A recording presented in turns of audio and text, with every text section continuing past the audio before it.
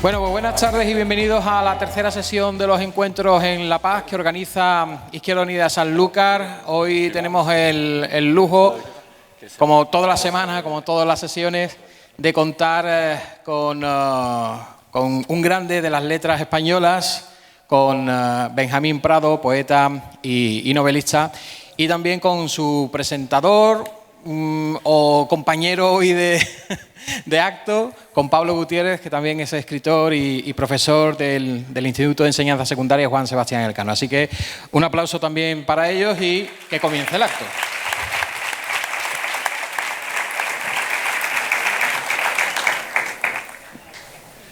Hola, buenas tardes a todas y todos. Muchas gracias por venir en este día de bochorno absoluto. Yo creo que podemos decir entre todos una vez que calor hace, nos quedamos tranquilos y ya a partir de ahí nos relajamos y podemos escuchar. ¿Qué tal, Benjamín? ¿Cómo estás? Bien, con un poquito de bochorno, pero bien. Cuando has dicho que bochorno pensé que lo decías por mí, me había alarmado. Bochorno es una palabra muy bonita que tiene dos significados, dos horribles, pero que en realidad es tan expresiva, ¿verdad? Porque ese bochorno que se alarga ahí la N y que nos dice qué calor tenemos, ¿no? Ya lo hemos dicho, nos quedamos tranquilos a ese respecto. Yo quería daros las gracias por interrumpir vuestros asuntos en una tarde de verano. Es agradable, ¿verdad?, venir a escuchar algo. Estamos acostumbrados a escuchar casi todo ya a través de redes, nuestros podcasts y a Benjamín, que lo escucháis en la radio, lo veis en televisión con frecuencia. Pero todos sabemos que es diferente, que la presencia es un acto voluntario, consciente, incluso corporal, que igual que asistir a una obra de teatro, asistir a un encuentro como este, a una conversación abierta, tiene un punto de militancia y al mismo tiempo de agradecimiento personal, ¿no?, por la persona que tenemos aquí que yo tengo aquí a mi izquierda y que viene a contarnos su experiencia y sus lecturas especialmente. Quiero dar las gracias a Izquierda Unida, como cada verano organiza estos encuentros en La Paz, y me parece que tanto la organización como vuestra asistencia es un acto de humanismo y de confianza. Ahora que hemos convertido la palabra paz en algo que va entre la ingenuidad y la tontería. Como la ultraderecha, a la que parece que de pronto hemos descubierto, estaba ahí. Las guerras siempre estuvieron ahí también. No creo que nuestros tiempos sean más convulsos ni más peligrosos que los anteriores. No se odia más en esta década de los 20, ni se depreda más, ni creo que el capitalismo sea más fiero. En realidad, cuando pensamos eso, que vivimos tiempos difíciles, estamos haciendo una especie de adanismo, pero al revés. De pensar que somos nosotros especialmente especiales, ¿no?, o particulares por ser víctimas de unos tiempos más duros de los que probablemente son. Quizá la diferencia entre estos tiempos y otros sea la sinceridad, la falta de complejo. Yo soy profesor de instituto, un poco como Juan Urbano, Benjamín, pero creo que con un poco más de ganas de dar clase, también te digo. Y me pasa con demasiada frecuencia que agradecería que los chicos y las chicas a los que les doy clase fueran un poco menos sinceros en ciertas cosas. Que tuvieran una pizca de pudor político. Pero bueno, ya sabéis que los nuevos punkis ahora van a los toros. Tengo mucha suerte de presentar precisamente al creador de Juan Urbano, es decir, a Benjamín Prado, porque es una tarea muy fácil y para una tarde de verano pues comodísima. Hay poco que decir porque ya lo conocéis, y en ese sentido yo soy innecesario como presentador. Lo conocéis por sus poemas, sus ensayos y sus novelas, que son muchísimas, y lo habréis escuchado en la radio muchas veces haciendo anecdotarios de música y literatura. Y también lo habréis visto en tertulias de televisión, haciendo equilibrios para no convertirse en un todólogo, que es una cosa que nos da mucho coraje a todos. Y lo que no, y a lo mejor no lo sabíais, pero también lo conocéis sin saberlo porque su mano está en un buen puñado de canciones de Joaquín Sabina. Recientemente ha publicado su última novela, El anillo del general, con un punto de partida disparatado y verídico dentro de esa especie de irrealidad que construye. Protagonizada por ese profesor de instituto, Juan Urbano, que es el único profe con pinta de detective de cine negro que yo conozco. Y que siempre anda dándole vuelta desde la mala gente que camina a nuestra anomalía común. Esa manera tan rara que tuvimos de pasar de la dictadura a esta rara también democracia sin pararnos en los tribunales ni en las notarías. Bueno, por cortesía, esto que estoy haciendo yo no debe ser más que un párrafo y ya se alarga. Como novelista, poeta y ensayista de Benjamín Prado se podrían decir muchas cosas que yo me callo. Sí quiero agradecerle un libro suyo que yo he utilizado muchísimo, es su ensayo didáctico 7 maneras de decir manzana, que lo tengo gastado y lleno de post-it por todas partes, que he utilizado muchísimas veces en mis clases y en algunas charlas y que me hizo conocer sobre todo un poema fabuloso de Oden, que es la elegía Yeats. Y yo creo que cuando alguien te enseña algo tan hermoso, sin conocerlo implica un compromiso y en mi caso un agradecimiento. Y otro agradecimiento o reconocimiento que yo tengo hacia él, que quería compartir con vosotros, es que Benjamín creo que cumple un papel muy necesario y muy poco frecuentado en la cultura de nuestro país. Benjamín, además de escritor y poeta y ensayista, es un divulgador de la literatura. Y eso es estupendo, porque así todos nosotros, es decir, el vulgo, nos beneficiamos de lo que él sabe. Esta noche yo creo que viene a hablarnos de una fotografía que supongo que en su momento se tomarían los protagonistas de esa foto de una manera común y casi anecdótica, pero que luego se convertiría en algo cargado de significado. Al final creo que viene a hablarnos de un club de poetas muertos y de una guerra que dicen que hubo y que terminó fatal, es decir, que terminó sin terminar. ¿Quién aparece en esa fotografía, Benjamín? ¿Quién tenemos en esa foto? Bueno, buenas tardes, en primer lugar. Os voy a contar por qué estoy aquí yo, porque para que las cosas sucedan tienen que producirse a veces casualidades y tiene uno que tener la suerte de abrir la puerta detrás de la que no está el león, para que no te coman y poder seguir adelante.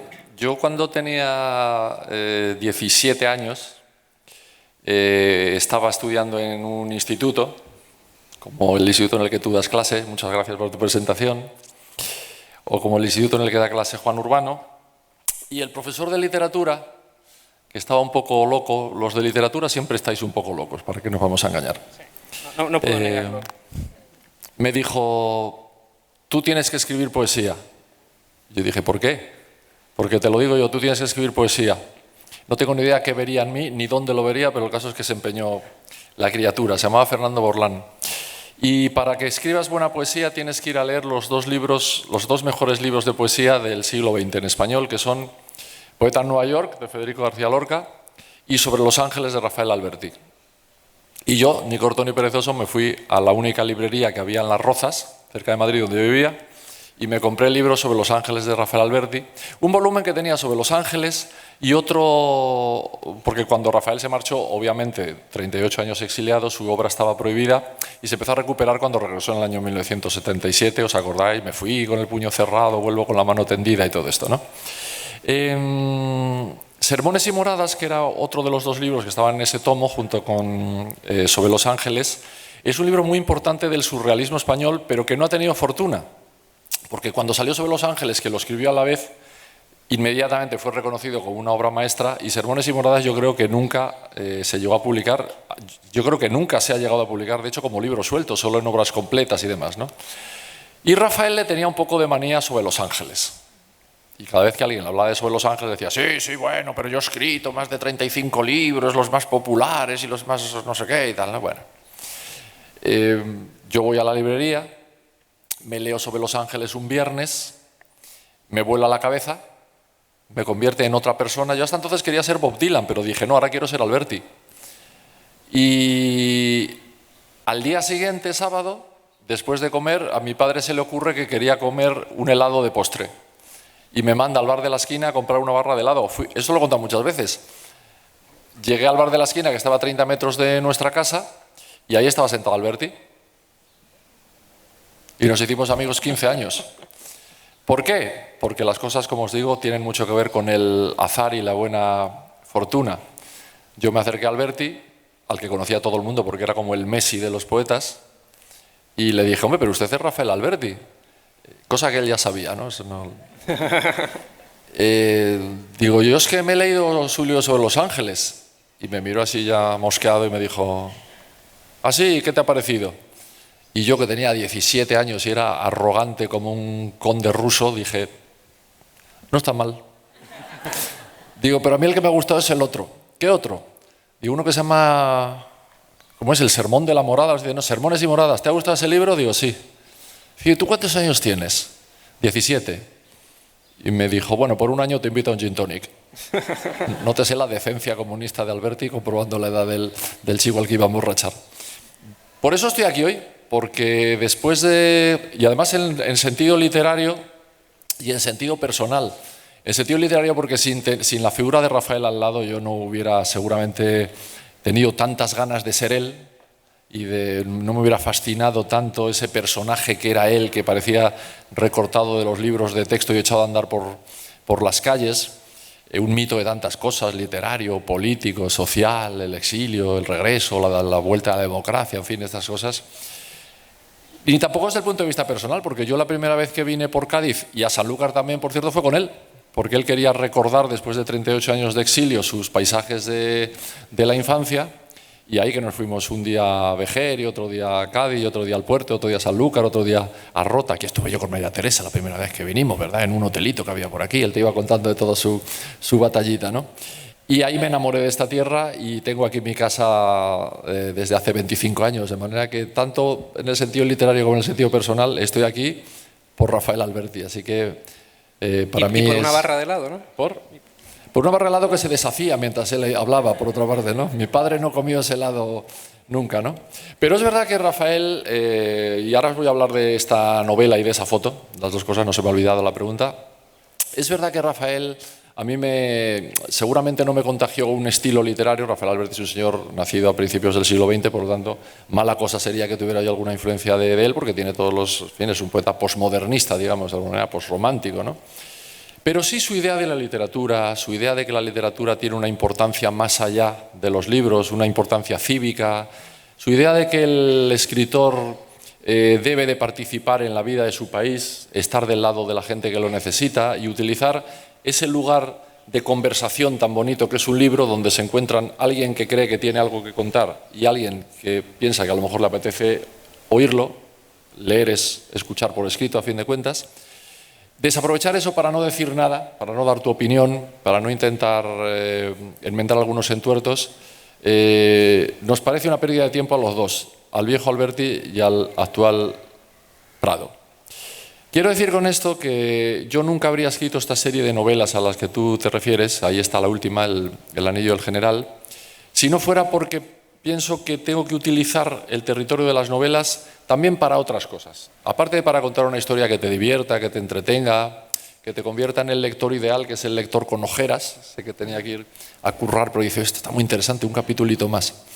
Además de eso, devolver algunos prestigios quebrados, recuperar algunos nombres silenciados, volver a poner sobre la mesa algunos asuntos de los que durante demasiado tiempo se ha dicho esto mejor no hablar de ello, que molesta, que reabre heridas, etcétera, etcétera. Y estar siempre de parte de los perdedores. Hay una canción que se cita mucho en la novela, en El Anillo del General, argentina, que dice, el estribillo dice, si la historia la escriben los vencedores, entonces es que había otra historia. Bueno, pues esa historia es la que quiero contar yo en mi serie de Juan Urbano. La foto a la que te refieres es una foto hecha, la podéis mirar porque ahora con estas cosas de internet y todo eso todo se puede comprobar. Una foto hecha muy poquito antes de la Guerra Civil, muy poquito antes de julio de 1936. Por cierto, hay que joderse el día que habéis buscado también, ¿eh? Perfecto, estaba... No por nada, pero bueno. Hemos movido todo el calendario no había otro libre, ¿no? Bueno, vale.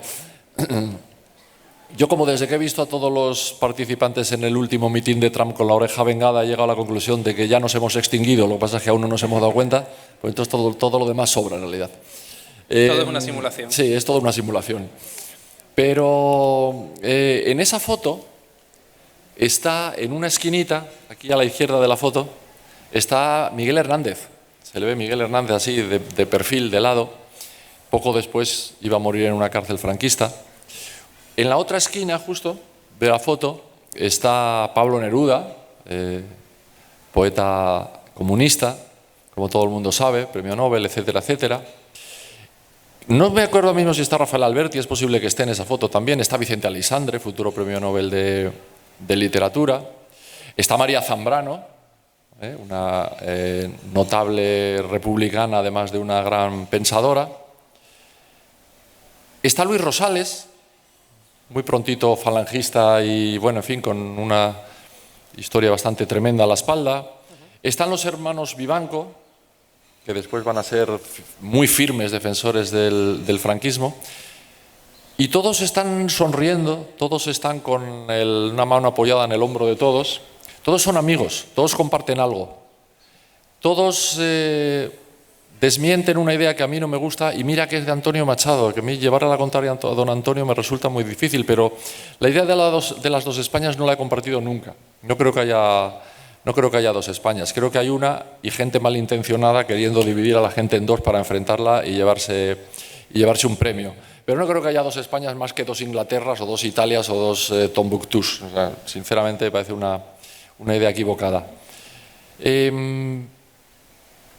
Tú ves esa foto y piensas que a los pocos meses de tomada la imagen, a los pocos meses, esa gente estaban matándose unos a otros, o por lo menos defendiendo bandos que se mataban unos a otros con una ferocidad y una falta de empatía hacia el adversario convertido ya en enemigo a exterminar, sobre todo por una de las partes. Y es una foto que me impresiona mucho y que tengo siempre presente. La tengo siempre porque la miro, porque me explica muchas cosas de lo que es la condición humana. Nunca me olvido de que casi todos los que están ahí son grandes poetas. Son de derecha, son de izquierda, son grandes poetas. Luis Rosales era un grandísimo poeta, por ejemplo, con cuya ideología yo no podía comulgar, pero con su poesía sí. Y además, no solamente eran amigos, sino que se ayudaban. Los primeros poemas de Leopoldo Panero se los publica Neruda en su revista Caballo Verde para la poesía. Bueno, y la relación entre Luis Rosales y Lorca era de estrecha amistad y de hermanos. Y de familiaridad entre las dos casas, vamos. Bueno, y luego con Alberti yo fui testigo de muchos encuentros y de lo que hizo Luis Rosales para que a Rafael Alberti le dieran el premio Cervantes, que no se lo querían dar. Se lo querían saltar en la generación del 27. Bueno, con todo y con eso, hace muchos años, utilizando el verso del poema de Machado, Mala gente que camina y va apestando la tierra, publiqué una novela con la que empecé una serie que advertí, no sé si amenacé, que iba a tener 10 volúmenes, que iba a buscar 10 episodios de la historia de España de diferentes momentos que él iba a investigar, y con la particularidad que ya he adelantado un poco, ¿no? En fin, historias sobre gente que ha sido postergada, eliminada, censurada, apartada, cuyos nombres han desaparecido de los anales, ha sido demonizada, por no decir que ha sido tirada en una cuneta en muchas ocasiones, y se la ha convertido en una especie de ejército fantasmagórico de personas que parece que hubieran pasado por este mundo sin dejar una huella y sin hacer nada que fuera digno de ser recuperado. Yo intento en esta serie, en cada uno de los episodios, recuperar Mala gente que camina. Empezaba contando la historia de los niños robados a los republicanos por los sublevados. Operación Gladio era una visión, digamos, de algunos aspectos de la transición, etcétera, etcétera, etcétera. ¿Qué tiene que pasar para que yo escriba una novela de Juan Urbano? Claro, se me ocurren muchas cosas, temas se me ocurren todo el rato, ¿no? Y me pregunto a mí mismo, ¿esto podría ser una novela de Juan Urbano? Pues sí, pues no.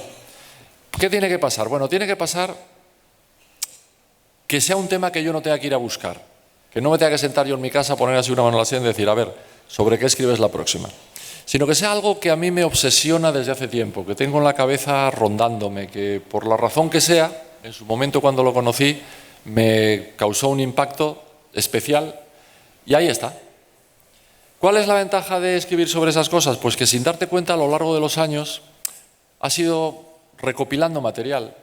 Alguien te cuenta algo, pones la oreja, ves un artículo, arrancas la página, sale un libro, te lo compras, y cuando un día pasa algo que te haga lanzarte a escribir sobre eso, abres el cajón y está lleno. Y parte del trabajo lo ha estado haciendo una especie de Benjamín Prado en B, que iba recopilando por ti materiales. ¿Qué cuenta El anillo del general, que es la última novela? Bueno, cuenta, yo diría, que la historia de dos edificios. Uno es el edificio de la Puerta del Sol, otro es la casa del general Perón en el barrio de Puerta de Hierro de Madrid.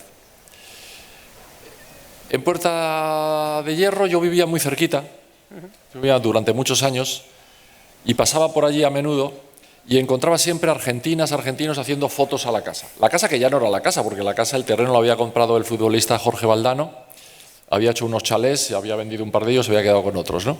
Ya no estaba la famosa quinta 17 de octubre de Perón. Pero ellos hacían fotos y te contaban historias. Pues aquí estuvo el cadáver de Evita, aquí trajeron a Evita, que estaba enterrada bajo nombre falso en Milán, y la trajeron aquí y hacían rituales satánicos con ella. Pero sí, allá ponían al Evita cabeza con la nueva mujer de Perón, la tercera mujer, la famosa Isabelita, que por cierto no se llama Isabelita, sino María Estela Martínez, para transmitir el aura de la muerta a la viva y cosas por el estilo, ¿no? Se hablaba de rituales de magia negra y demás. Ahí llegó el cadáver de Evita en muy malas condiciones, violentado, golpeado y tal, y hubo que reconstruirlo. Está en internet, si lo queréis ver, está todo el proceso de apertura del féretro, reconstrucción, pero hacerlo antes de cenar. Y yo pensé, yo que entonces me ilustré un poco sobre quién era el general Perón, me di cuenta de que el general Perón, su estatua mentía. La estatua que hay cerca de Bernabéu, en la plaza de Cuzco, no nos estaba contando la verdad, porque esa estatua es la estatua de un héroe, es la estatua de un prohombre, es la estatua de un libertador. Y uno ha oído muchas cosas sobre Perón, como caudillo de los pobres, defensor de la clase trabajadora, impulsor de medidas que favorecieron mucho a los grasitas, como llaman en Argentina. Y era verdad, pero era solo una parte de la verdad. Era solo una parte de la verdad. Es como cuando la gente decía que Franco hizo pantanos, y dice, es verdad, hizo pantanos. Y contamos el resto también o nos quedamos en los pantanos, ¿no? ¿Qué era Perón? Bueno, pues Perón, yo me empecé a ilustrar, y era un tipo en cuya casa, por donde yo pasaba a menudo, se había juntado lo peor de cada lugar. Ahí aparecían por las tardes todos los nazis amparados por Franco que habían huido de los aliados después de la Guerra Mundial. A muchos de ellos en su primera presidencia Perón los había salvado estableciendo eso que se llamaba líneas de ratas, me han puesto el nombre, que los sacaban hacia Argentina a los nazis, y se llevó como 50 o 60 altos mandos de la Gestapo, las SS y demás, ¿no? Era un tipo admirador absoluto de Mussolini. Tenía la teoría de que los juzos de Nuremberg no se debieron hacer nunca porque no se puede juzgar a unos soldados por cumplir sus órdenes. Íntimo de toda la parafernalia falangista de aquellos años, enfadada ya con Franco porque España era franquista, no falangista. Visitado habitualmente por los peores miembros de la policía del régimen, Billy el Niño y compañía, y cosas peores. Un primor de criatura. Era un encanto, ¿no? Un poquito nazi, quizás. Pero... Y yo pasando por allí pensé, la historia de esta casa habría que contarla alguna vez. Alguna vez habría que contarla, estas visitas, estas reuniones, los manejos de Perón para volver a la presidencia argentina, las idas y venidas del cadáver de Evita, que son inauditas, la verdad es increíble todo, ¿no? Esto tendré que contarlo algún día. El otro edificio, la Puerta del Sol. La Puerta del Sol, cuando era presidente de la Comunidad de Madrid, Alberto Ruiz Gallardón, que es un hombre muy leído, muy instruido, al que le gusta muchísimo la poesía, y muy admirador de Alberti, porque su padre era muy amigo de Alberti, de hecho. Hizo una cena un día en la Puerta del Sol, es decir, la antigua DGS, la Dirección General de Seguridad, y nos la enseñó. Me acuerdo que estaba Almudena Grandes, estaba Luis García Montero, estaba la hija de Alberti, Aitana, y estaba yo, y estaba Pepe Caballero Bonal. Sí, hombre, como no voy a... Claro, hombre, me acuerdo perfectamente. Pepe allí dijo de pronto, sí, desde este balcón se proclamó la República. Y dijo Gallardón, si quieres salimos y la proclamamos otra vez. Y salimos, Gallardón, Almudena, Pepe Caballero y yo a proclamar la Tercera República. Y cuando entramos Pepe dijo, sí, pero con el mismo entusiasmo decreta mañana el Cuarto Reich. Bueno, ese día nos enseñó, entre otras cosas, los famosos calabozos de la Puerta del Sol, presumiendo de que, mira, lo hemos limpiado todo, hemos puesto este anfiteatro aquí de maderas claras para contrarrestar un poco la memoria fatídica de este edificio. Este edificio que lo simboliza todo, si lo piensas, en realidad es el franquismo entero, porque arriba está el reloj, las campanadas, la fiesta, la Nochevieja, abajo está a ras de suelo pues el kilómetro cero del centralismo, y abajo los sótanos está el horror. Y yo salí pensando lo mismo, algún día contaré la historia de este edificio. ¿Por qué se me ocurrió juntar las dos historias? Bueno, Pues como hago en toda esta serie, mezclando realidad, ficción y teniendo la suerte de que pase algo. ¿Qué pasó aquí? Pues que alguien me contó la historia increíble de las manos de Perón. En el año 1987, alguien entra, 3 o 4 personas entran en el cementerio de la Chacarita, en Buenos Aires, profanan la tumba del general Perón, donde lleva enterrado casi 2 décadas, y se llevan sus manos. Y las manos no han aparecido a estas alturas. Nunca se sabe ni quién, ni por qué, ni para qué, ni dónde están. Yo pensé, esto es un buen arranque de una novela. Esto podría molar. Y entonces empecé a juntar piezas. Cuando se robaron las manos de Perón, pues hubo diferentes teorías. Básicamente 3. Una teoría esotérica, porque Perón, entre otros de los visitantes siniestros de su casa, estaba Licio Gelli, el fundador de la P2, la propaganda DUE italiana, la organización terrorista que causó muchísimos atentados de extrema derecha en Europa después de la guerra. Y, bueno, este había estado con los camisas negras de Mussolini, había participado en el bombardeo de la Legión Cóndor de Guernica, se había afiliado a la Falange, le gustaba mucho afiliarse a cosas. Y además era masón. Y además era partidario de los rituales de magia negra. Primera teoría, las manos se las ha cortado Licio Gelli, que fue el que pagó de hecho el avión de vuelta de Perón a Argentina, y el que le devolvió a Evita.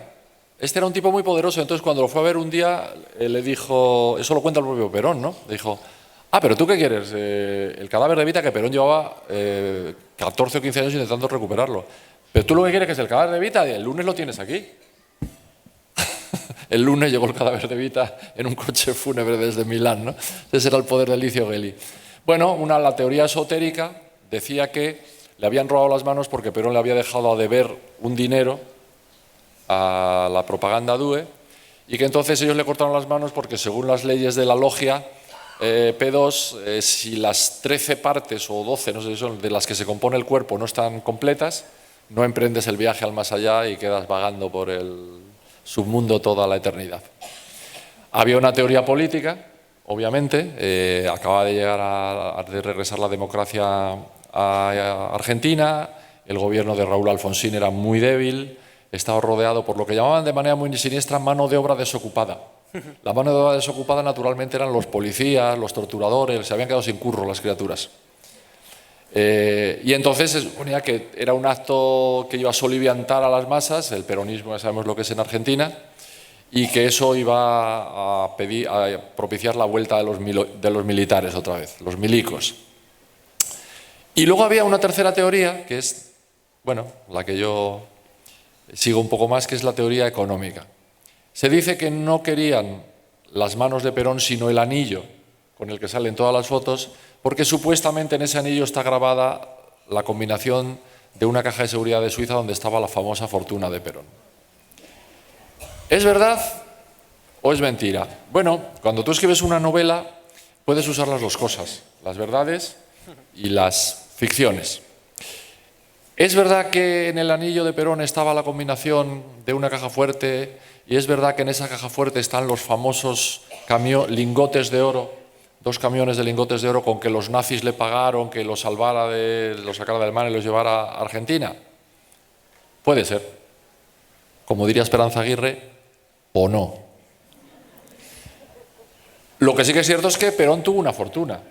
Cuando volvió le indemnizaron por el tiempo pasado en el exilio y su derrocamiento y le dieron, me parece que fueron 11 millones de dólares. Luego le dieron también 2 o 3 millones de pesos. O sea, eso no se sabe dónde está. Tenía muchas propiedades, porque Perón tenía 2 casas en Buenos Aires, tenía la casa de Puerta Hierro de Madrid, tenía una casa en Suiza al borde del lago Lehmann y hay quien dice que tenía otra en Roma. Esta no está comprobada, pero esas cosas. Bueno, el dinero tiene que estar en algún sitio.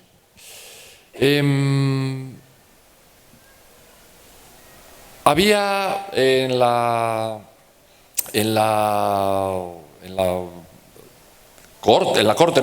corte madrileña de Perón, había algunos seres, había uno principal, que era una especie de loco, una especie de Trump de la época, pero más loco todavía, que era un tipo que era cabo de la Policía Metropolitana de Buenos Aires, llamado José López Rega,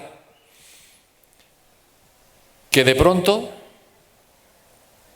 cuando manda Perón a Isabelita, su tercera mujer, a Buenos Aires un poco a tantear ahí las posibilidades de su regreso, va a una imprenta, conoce a este tío que trabaja en una imprenta. Este tío era ella, Isabelita, que por cierto, tengo que deciros que está viva, aunque todo el mundo cree que estoy hablando de un personaje fallecido, tiene 93, 94 años, vive a las afueras de Madrid, a 20 kilómetros de Madrid. Yo estaba aparcado allí delante de su casa varias veces porque era muy importante eso para la novela y tiene mucho que ver con el final de la novela. Manda a Isabelita, Isabelita va a hacer unos panfletos peronistas y ahí coincide con el tal López Rega, que le empieza a contar películas esotéricas, de magia, de no sé qué, es el que luego le va a poner al lado de la cabeza de Isabelita, él dice que le puede traspasar el aura de Isabelita en cuanto encuentre el cadáver y tal. Y López Rega, que parecía un payaso, que llega a Madrid, Perón se refería a él despectivamente como el mayordomo, pues acaba siendo el ministro plenipotenciario y todopoderoso del regreso de Perón a Buenos Aires, a la Argentina, y una cosa mucho peor, acaba siendo el creador de la AAA, la organización terrorista argentina que mata a miles de lo que ellos llaman subversivos, gente de izquierdas, trabajadores, intelectuales comprometidos. Es decir, la escabechina que montan en Argentina con la AAA es tremenda y además es lo que fomenta de alguna manera también que luego se dé, cuando muere Perón y le hereda a Isabelita la presidencia, que se dé el regreso, la llegada de la Junta Militar, los Videla, Masera, Galtieri y demás gentuza. Bueno, cuando vienen para acá, se sabe que López Rega llega acompañado de una serie de gente poco recomendable, entre la que hay un tipo que se llama Rodolfo Almirón. Rodolfo Almirón es a quien encarga López Rega que cree sobre el terreno, digamos, la AAA, que busque pistoleros, que arme gente, que busque objetivos y que ponga en marcha ese horror. Y Rodolfo Almirón se sabe que estuvo en Madrid, que estuvo en España y que operó además en España. O sea, él participa en el 23F, hay fotos de él en el Congreso de los Diputados del 23F, él participa en los sucesos de Montejurra.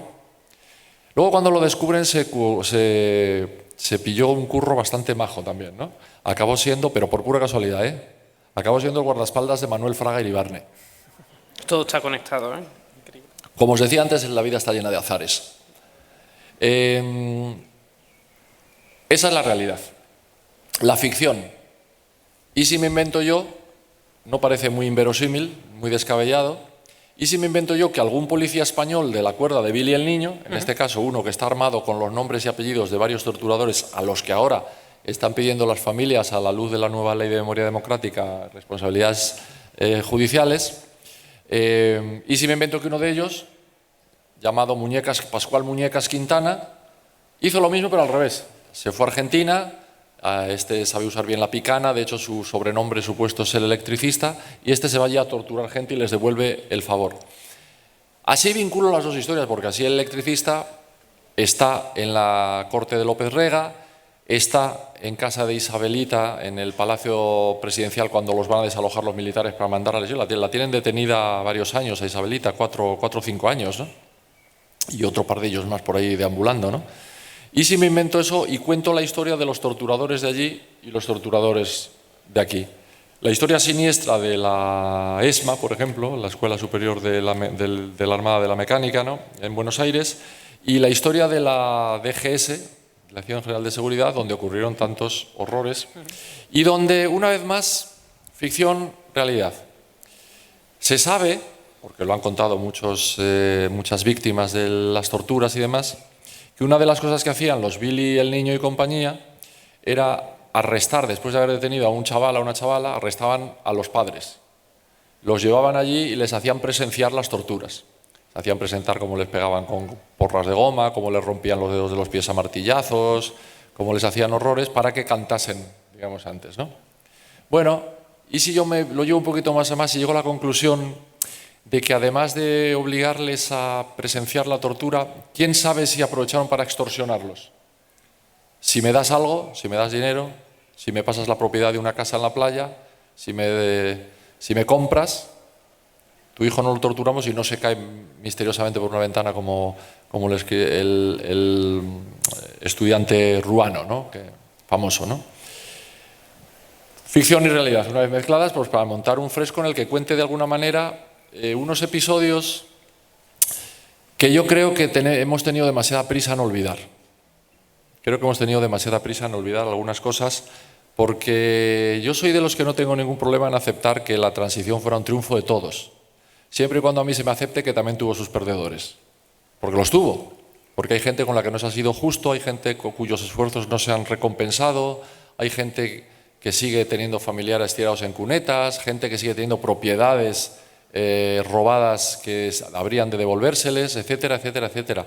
Sobre todo eso yo creo que trata en mis novelas, y a lo mejor esta, que parece la más argentina de todas, es la que más trata de todos. De manera que esa es la historia que quería contar en el Anillo del General, y de manera que os entretenga, porque luego estos son novelas. Sí, porque tú tienes esa, como decías al principio, esa doble intención, ¿no? Tienes un pulso novelesco muy claro, ¿no? En el que además ese tono...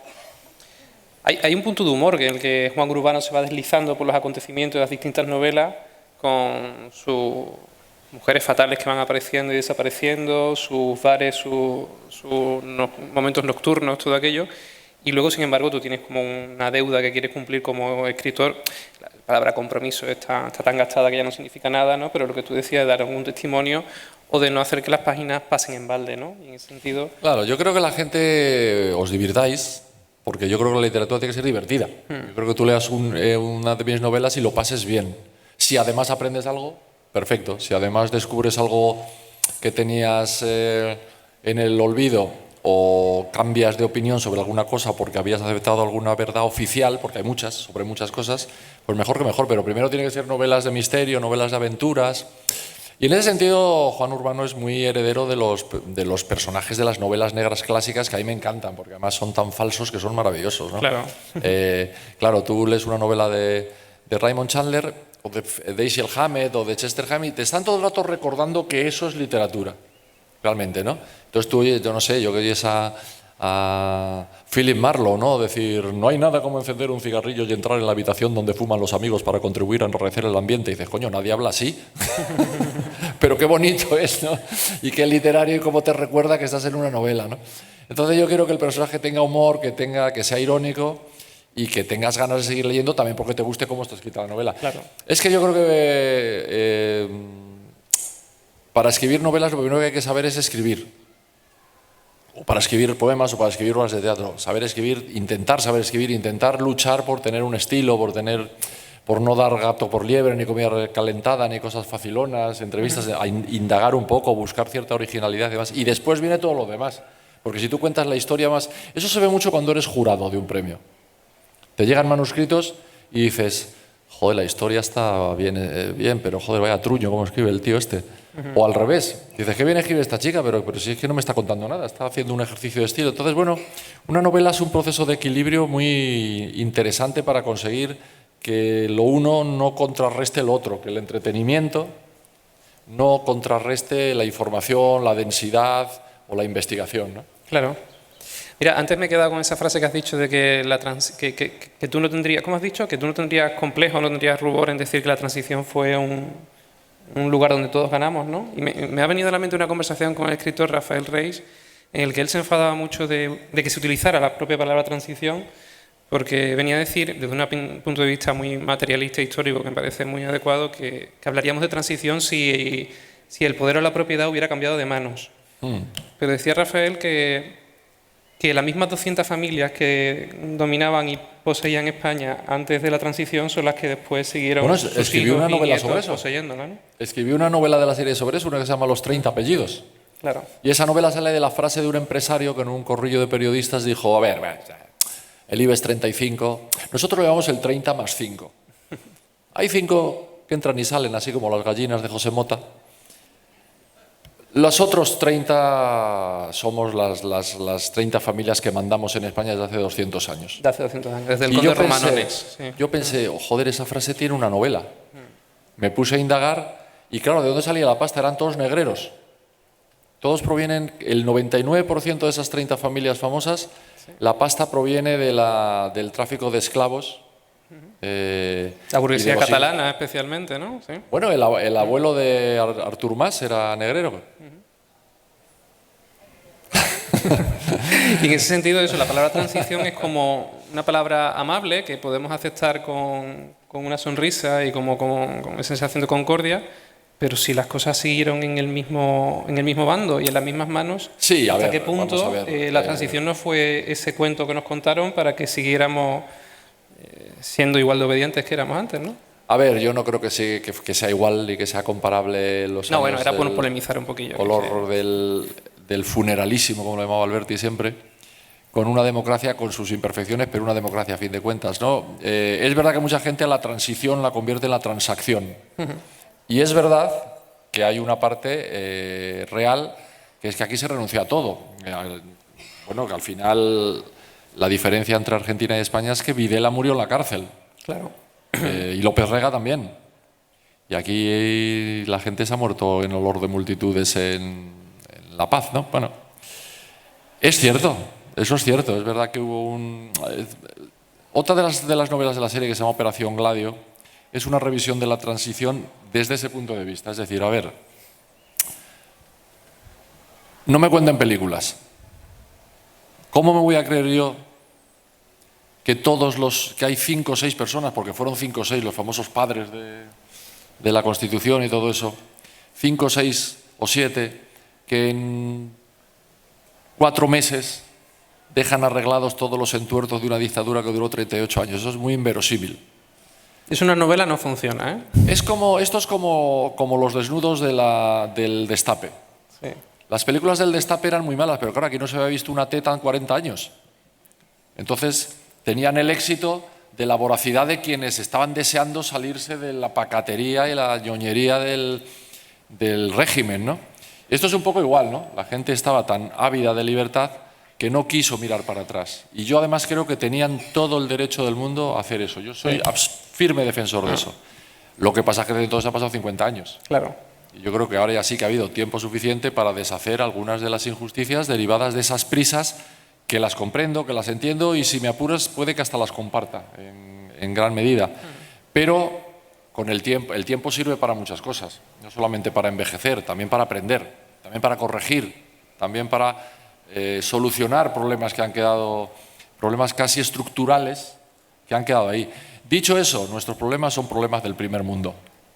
Si no te vas a África y le preguntas a alguien y verás tú los problemas reales de la gente, ¿no? Nosotros tenemos problemas del primer mundo, que no digo que no lo sean, y un problema básico que es que... Eso lleva a la inacción, Benjamín. Eso de considerar que es como, hasta en la vida personal, ¿no? Pensar que los problemas que te ocurren a ti siempre son menores que los de la familia de enfrente que tiene un niño enfermo, pues te lleva a quedarte quieto, ¿no? Pensar que lo que ocurre a 15 kilómetros del estrecho de Gibraltar es mucho peor de lo que ocurre aquí, en cierto sentido también te desactiva, ¿no? Y te hace más pasivo y más dócil. De hecho, la gente más activa y más participativa y más entregada a los voluntariados y tal suele ser gente que está bastante de acuerdo con la idea de que al final, dices, yo no digo que los problemas aquí no sean problemas importantes, pero claro, si los comparas con el problema de no tener nada que comer o que beber, claro, entonces es distinto, ¿no? Yo creo que además el problema real que tenemos es que han cambiado poco las razones, por ejemplo, de las guerras. Si tú ves la guerra de Ucrania, ves que es una guerra idéntica a las de la Edad Media. Cambiaron las armas. En vez de mazas, drones. Por lo demás es igual. Las mismas razones. Invasión del territorio vecino, búsqueda de bienes naturales, alguna disculpa religiosa, que yo creo que siempre es una disculpa. Es las mismas razones por las que se celebraban guerras en la Edad Media, solo que desde más lejos, porque ahora se mata desde más lejos, ¿no? Mientras haya una cosa, mientras lo de fabricar armas se llame industria, mala cosa, porque si es una industria tiene que generar material, porque si no se hunde, ¿no? Entonces, mientras haya una industria armamentística es complicado, ¿no? Lo otro, bueno, pues yo creo que es que la frase medio planeta se muere de hambre y otro medio del colesterol es bastante cierta. Creo que es bastante cierta. Creo que lo que sobra por un lado falta por otro y que lo que ha fallado en el planeta ha sido el concepto de la solidaridad. Pero ha fallado a nivel muy general, ¿eh? Yo tengo la sensación de ser todavía de la generación del nosotros y ahora veo una generación muy del yo. Totalmente. Todo el mundo es yo, a mí, lo mío. Y así es muy complicado. Sí, y yo como profe de instituto además veo el cambio en los últimos años hacia ese yoísmo cada vez más potente. Desde la pandemia, casi todos los que somos docentes lo vemos además de una manera más exagerada, más descarada, ¿no? Como la importancia de tu propia vida por encima del sentimiento de comunidad, pues se ha puesto como principal pensamiento, ¿no? Lo primero es resolver lo mío y además en una sociedad ultra competitiva a la que lo extendemos, ¿no? Hace unos días estábamos hablando unos compañeros de las notas de corte de la PEBAU, la selectividad y de la ultracompetitividad que supone todo esto y la ansiedad que genera en los propios estudiantes. Y todo está perfectamente diseñado, aunque sea de una manera azarosa, no con una mano que lo guíe, hacia esa configuración de una personalidad del yo y olvidar el nosotros, ¿no? Te causa, en otra parte de la novela, del Anillo del General, cuento la historia de Torremolinos, el Torremolinos de los actores de Hollywood, las actrices, el Hotel Pez Espada, en fin, que es una maravilla, que se convirtió en una especie de islote raro en medio del franquismo. Allí se produjo, por cierto, el primer topless de la historia de España, ¿no? Que lo hizo la mujer de Dalí, Gala. Hay una estatua en la playa de ella reproduciendo esa fotografía de ella en topless.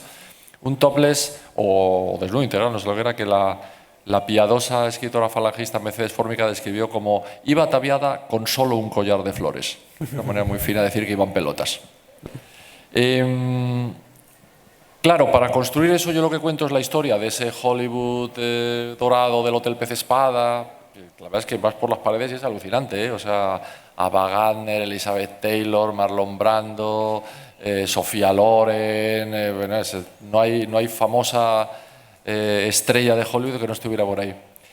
Mientras iba creándose un lumpen también alrededor y mientras uno de los coprotagonistas de la novela, que es el joven a cuyos padres roba la casa un Billy el niño, el Muñecas Quintana de turno, se cuenta la historia de la resistencia al franquismo, de cómo desarticulaban una y otra vez las células comunistas y otra vez, y desarticulaban y montaban otra y otra vez, y conseguían una vietnamita, como llamaban a las imprentas, ciclostiles, estos donde hacían los panfletillos y tal, les llevaban, les pegaban, les detenían, les metían en la cárcel, les mandaban al gobierno civil, les mandaban a Madrid, salían, otra vez montaban otra célula.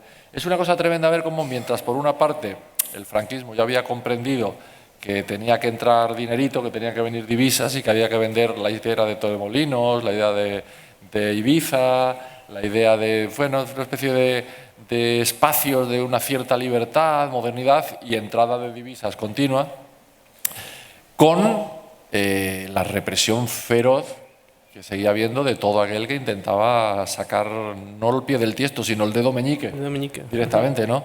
Eso creo que es una cosa que hoy en día convendría que la gente joven leyera para saber lo que ha tenido que sufrir, luchar y padecer mucha gente para que ellos hoy tengan problemas del primer mundo, como decía antes, ¿no? Eso creo que es una lección que convendría aprenderse, pero que no se aprende, por desgracia.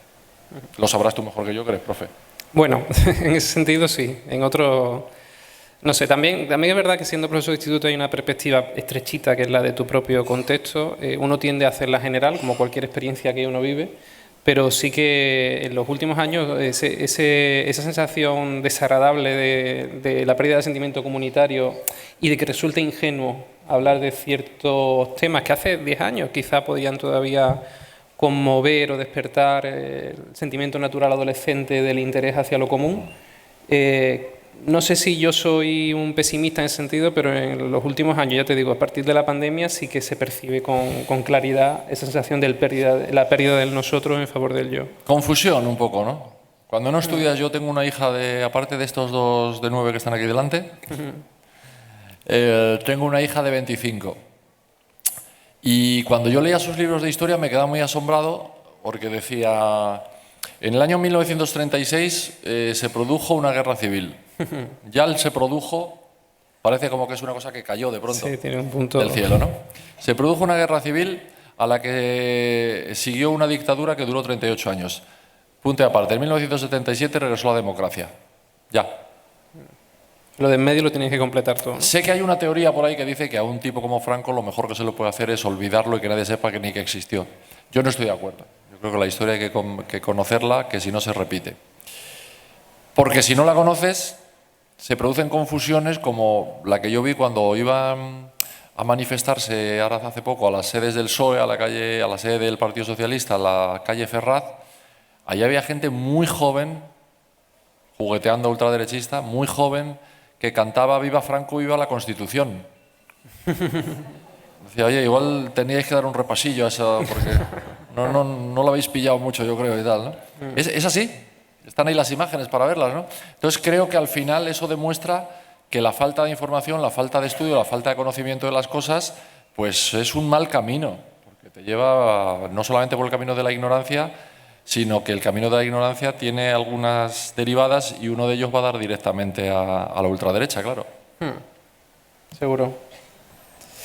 Bueno, tienes aquí un público enorme que ha venido a escucharte. Lo que tengo es un público muy guapo, qué enorme, son más guapas y guapos que nadie. No sé si tendrán también algo que quieran preguntarte o comentarte.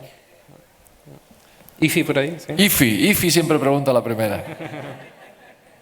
Tiene ese privilegio. Sí.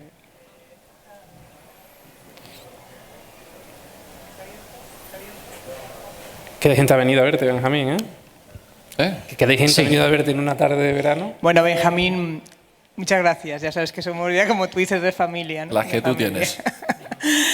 Yo no sé cómo agradecerte todo lo que has hecho por la memoria, tanto Almudena como tú, ficcionando esos personajes muchas veces reales, ¿no? Como en el caso de Mala gente que camina, cuando cuenta los 4.000 niños que robaron a las presas republicanas, con eso del tema del gen rojo de Vallejo Nájera, que nos hiciste entender, porque yo la verdad que no lo sabía, o sea, yo no sabía toda esa historia, ¿no? Y que luego después cómo se ha convertido hoy el estudio ha hecho que no fueron 4.000 ya solo porque se fue a una afición que se cogió, ¿no? 4.000 en aquella época, pero luego se aficionaron ya a robar y ya se convirtieron en 400.000 niños robados que no sabemos las personas que están, quién son ni de dónde vienen, ¿no? Aquella historia también que contabas, que me contaba mi suegra y yo pensaba que era ficción de ella, ¿no? Como en el Alto de San Isidro en Valladolid, comían churros mientras veían fusilar a las personas que había allí, y mi suegra lo contaba porque lo veía, ¿no? Ella vivía allí y me contaba que yo fue encontrar esa historia y digo, es que increíble, con Operación Gladio igual, esos personajes que, bueno, que hay parte ficción y parte real, nos ha hecho entender la historia, ¿no? Y nada, pues quererte agradecer todo lo que ha hecho por la memoria y de saber que la reparación tiene que ocurrir, pero mientras no devuelvan también los bienes, yo estoy en la memoria histórica, ¿no? Formo parte del Foro por la Memoria. Hemos encontrado aquí, después de catas en el cementerio, hemos encontrado el primer fusilado, que ha sido un hallazgo increíble porque no dábamos en el cementerio donde podrían estar, los escondieron de tal manera que, bueno, gracias al georradar que ha dado un punto y hemos encontrado ahí que, claro, se ha vuelto a tapar, pero ahí ya sabemos dónde están y habrá que empezar nuevas gestiones de más envergadura para llegar ahí, porque abajo habrá más, en los laterales, y bueno, pues eso fue para nosotros una emoción, pero claro, eso podemos entregar a algunos, otros están en las cunetas, nunca se va a poder la memoria terminar con esa reparación a las víctimas y sobre todo lo robado. Eso que tú has dicho, que robaron a tanta gente y eso cuando se va a devolver. Robaron a se va a tanta poder gente devolver. que haciendo la media aquí debéis estar 35 niños robados más o menos. Aparte los niños, digo, robar los material, porque había una señora ahí ayer en el público que estuvieron informando los arqueólogos, una mujer que le robaron a su familia todos los bienes que tenían en la plaza de San Roque, aquí mismo, tenía un edificio entero que era de su familia y un garaje en la calle San Juan, todo eso desapareció. No sabemos, ya es de otras personas, vete a saber quién empezó y quién le robó y cómo se podría recuperar eso, subían la vida, vamos. Bueno, ahora bueno. en una parte importante de eso trata esta novela, en una parte importante del robo de una propiedad que hay que intentar recuperar a la luz de una nueva ley de memoria democrática que puede ser que lo fomente, que lo ayude. A veces es complicado, ¿no? Ha pasado. Cuando dejar pasar tanto tiempo tiene sus ventajas y sus inconvenientes. La ventaja es que yo creo que este país ya está libre de odio en ese sentido. No hay heridas tan cercanas. La gente podemos pedir cosas por deseo de justicia, por deseo de reparación y porque es lo razonable. Pero no hablamos con sangre en el ojo, no es el tiempo del odio ya, del muerto reciente, de la rabia, de las ganas de revancha, no estamos hablando de eso. Yo creo que es una gran ventaja porque las cosas desde la serenidad se hacen siempre mejor que en caliente, ¿no? La desventaja que es, bueno, una muy grande, que es que se está muriendo la gente, que queda muy poca gente, que hay mucha gente que no va a haber visto reparado el daño que sufrió porque se ha muerto. Otra gente se rinde y luego las cosas desaparecen, los archivos desaparecen, los planos desaparecen, los edificios han sido desaparecidos y encima hay una discoteca. Ahora vete tú a tirar la discoteca y que te vuelvan a ti la parte de esa discoteca donde estaba la huerta de tu abuelo que se la robaron. Es muy complicado. El tiempo es un aliado para el talante, pero es un enemigo para la justicia, porque si dejas pasar mucha, pues no hay manera ya de reparar. Está todo desvencijado ya. Pero bueno, yo creo que frente a eso tenemos siempre la herramienta de la literatura, de la cultura, que por lo menos nos da la sensación de que hemos podido contar la historia, señalar a los malos, reparar a los buenos y de una manera menor, porque evidentemente un libro es lo que es y un escritor es lo que es, pero de una manera menor, pues a lo mejor puedes confortar a alguna gente y dar la sensación de que por lo menos, y esa, como decía desde el principio, es la tarea fundamental de esta serie, por lo menos no va a quedar sepultada bajo la tierra, en el olvido, la verdad y la vida de muchas personas que no merecen ser tachadas. Esa, por lo menos, es un consuelo. Pues muchas gracias. Sigo también con el tema de los niños robados, porque en Jerez hay una asociación que ha luchado, la presidenta ha luchado al máximo porque robaron 2 gemelos, ¿no? Y ella quería haber encontrado a sus hijos, pero resulta que las pruebas genéticas, los bancos de ADN, que los llevaba la familia Cospedal, por nada, no le dan positivo cuando dice que son igual que su marido y que su cuñada, en fin. Pero bueno, que es otra historia, que también ahí está una lucha con los bancos genéticos y demás, y que bueno, todo eso luego lo has contado también ahí en el libro, y la verdad es agradecerte y nada más. Paso la palabra. ¿Qué decir ante esta intervención tan dura contra mí?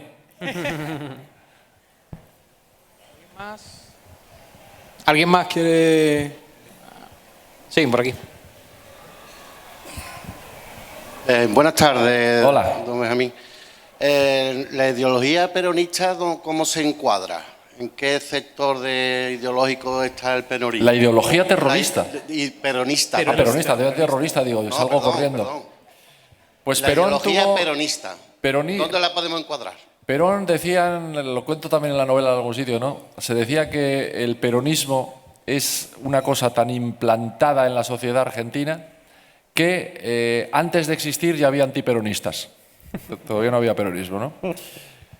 Era el tipo más escurridizo, probablemente justo con Winston Churchill, que ha pasado por la política del siglo XX. Daba palos en todas direcciones. Era como esa, dice Borges en un poema suyo, que es imposible que ningún ángel vuele a la vez hacia el norte y hacia el sur. Él sí. Cuando está exiliado en España, él alienta, fomenta, financia a su gente el grupo Montoneros, por ejemplo, de ideología de extrema izquierda en algún momento, ¿no? Cuando los Montoneros secuestran al expresidente Aramburu y lo matan, él les manda una carta diciendo: hombre, no defiendo la violencia, pero era un acto muy deseado por todo el peronismo. 6 meses después, regresa a Buenos Aires y lo primero que hacen es crear, con la ayuda de López Rega, una banda de peronistas de derechas que vayan al aeropuerto de Ezeiza a matar a peronistas de izquierdas, cosa que hacen. Creo que hay 14 víctimas mortales, si no recuerdo mal, 14, 15. Tocaba todos los palos a la vez, todos. El que se dio cuenta, fíjate, fue Franco. Porque Franco, cuando la primera visita, Evita fue 2 veces a España, una viva, otra muerta. Cuando fue viva... Esa frase es buena, ¿eh? Sí, mi madre fue a verla al Palacio de Oriente, que parecía una actriz de Hollywood, decía mi madre, ¿no? Claro, vino a traer huevos, leche, carne argentina, trigo y tal, para un país hambriento. Fue recibida como una heroína. Cuando vino Perón, Franco nunca lo recibió. Nunca se vieron una vez el día que se fue, que fue a despedirlo al aeropuerto, y no a él, sino al presidente Lanuse, que era el títere puesto por Perón en la presidencia de Argentina, pero a fin de cuentas el presidente oficial del país. Lo vio una vez, no lo recibió nunca lo invitó a cenar, nunca lo mandó ir al Pardo y tal, ¿no? porque se dio cuenta de que era un tipo del que no te podías nunca fiar, porque jugaba a dos barajas todo el tiempo. Todo el tiempo. Y él consiguió crear esa mística de caudillo libertador de los pobres y de demás, cuando realmente su ideología era absolutamente contraria, era un coronelazo en toda regla. Y entonces la ideología peronista es que no existe, porque lo abarca todo. En Argentina hay peronistas de izquierda, peronistas de derechas, bueno, y ahora hay Milei. Leí un libro sobre Milei hace poco, donde cuenta que él le consulta las decisiones de gobierno con su perro muerto, que se llama Conan, que se fue a clonarlo a Estados Unidos, pagó 40.000 pavos por clonarlo 2 veces, y le pregunta, entonces la hermana que era economista la convirtió en medium para interceder entre el perro y él. Que te hemos contratado una tuna, perdona que no te lo habíamos avisado. Y asegura haber visto ya 3 veces la resurrección de Jesucristo. Pero viene del peronismo también, o del descontento con respecto al último peronismo, el de los Kirchner y demás, que era muy, muy grande, ¿no?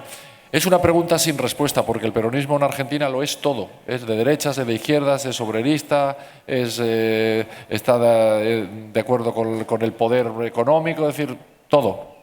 De hecho, cuando lo echan, que bombardean, pegan un bombardeo de la Plaza de Mayo y de la Casa Rosada y demás, y Perón, para evitar un baño de sangre, se marcha, cuando se viene a España exiliado, me refiero. Y él llega como si fuera un libertador americano expulsado por los militares a los que él mismo había propiciado que su crecimiento, los rearmó, creó un ejército, lo llenó todo de policías y tal, se volvieron contra él. O sea, era un tipo realmente muy ambiguo al que no lo pescabas por ningún lado. O sea, que es una pregunta sin respuesta, me temo.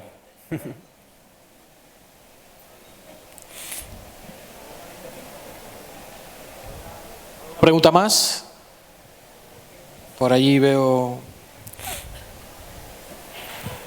La aparición de la tuna ha sido magnífica, ha sido un momento. Que teníamos una tuna contratada para despedirte y ha aparecido en el momento oportuno. Hola. Hola. Vale. Bueno, muchas gracias por venir, pero quería contribuir a este debate, la pregunta que ha hecho él. Y es que quería hacer una aportación en relación con esto para que todos pensemos, porque también me parece como seguir contribuyendo a algún tipo de injusticia respecto a los regímenes que hay. Sí, así, mejor así. Vale.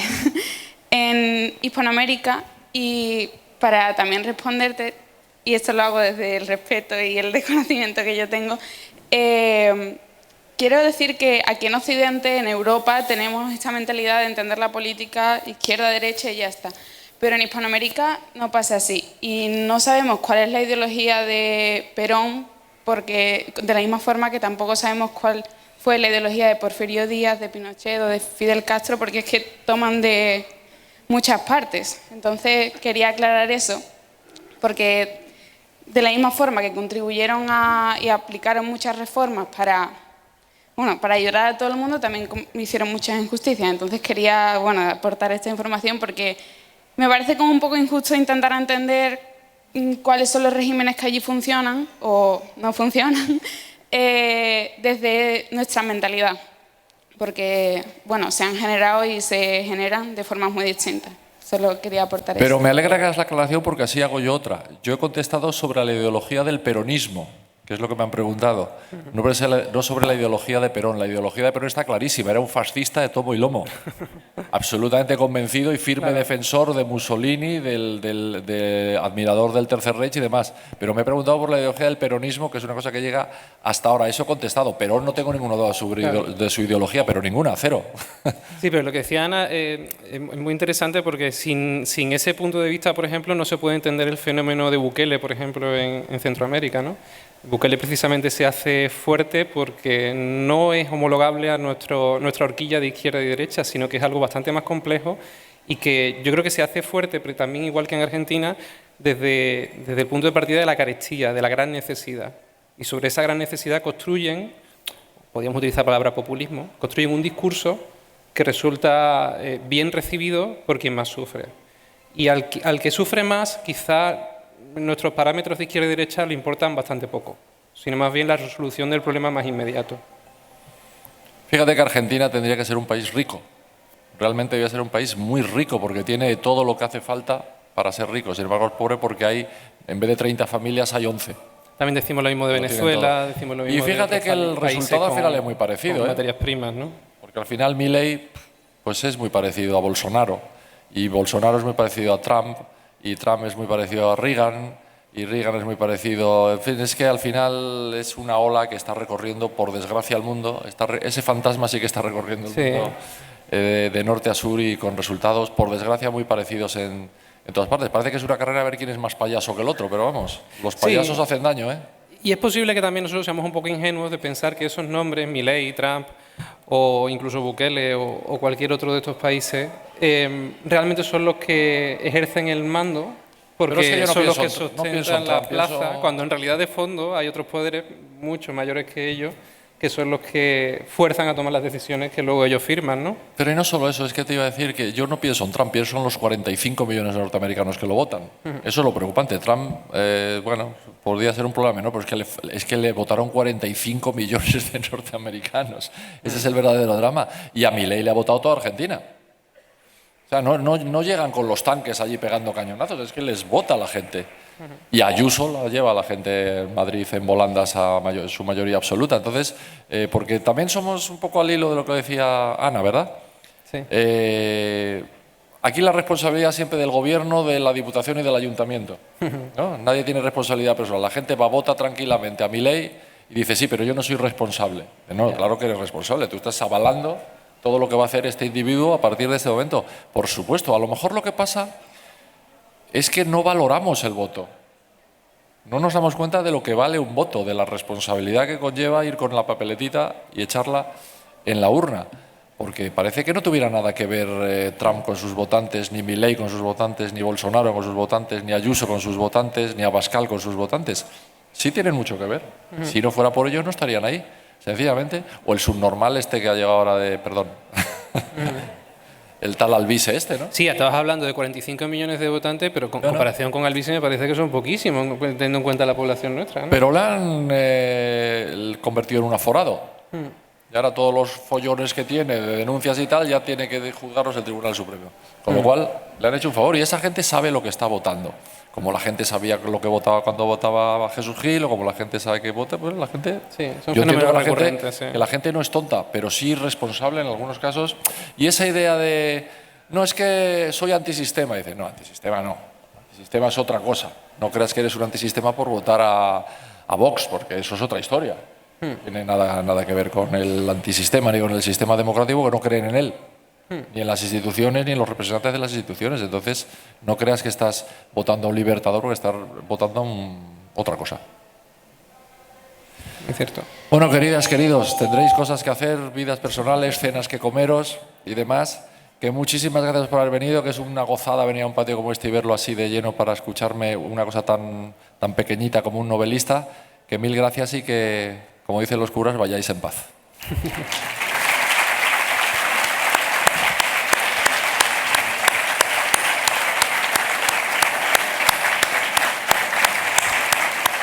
Bueno, muchísimas gracias Benjamín, muchísimas gracias Pablo.